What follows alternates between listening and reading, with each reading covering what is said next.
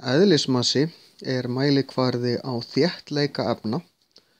Það er að segja, ef við erum með eitthvað tiltekið rúmmál, hversu mikinn massa þetta tiltekna rúmmál hefur. Við reiknum eðlismassa með því að segja massi deilt með rúmmáli. Massin er talan sem við fáum út og við setjum þetta á vog.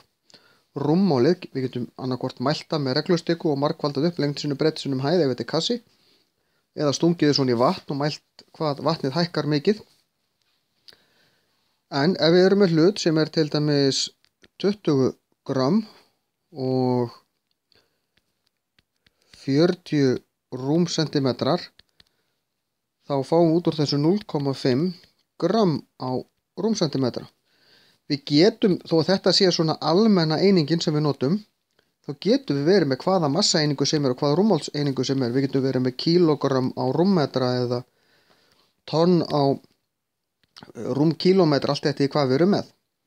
Vatn hefur eðlismassan 1 gram á rúmsentimeter og hlutir sem eru með minni massa, eðlismassa heldur en 1, eins og þetta efni sem við vorum að leika okkur með hér, þá fljóta þau.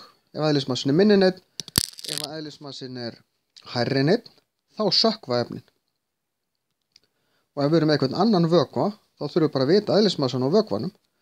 Og ef eðlismassi eitthvað efni sem við erum með er meiri en vökvinn, þá sökkur hann, minni, þá flýtur hann.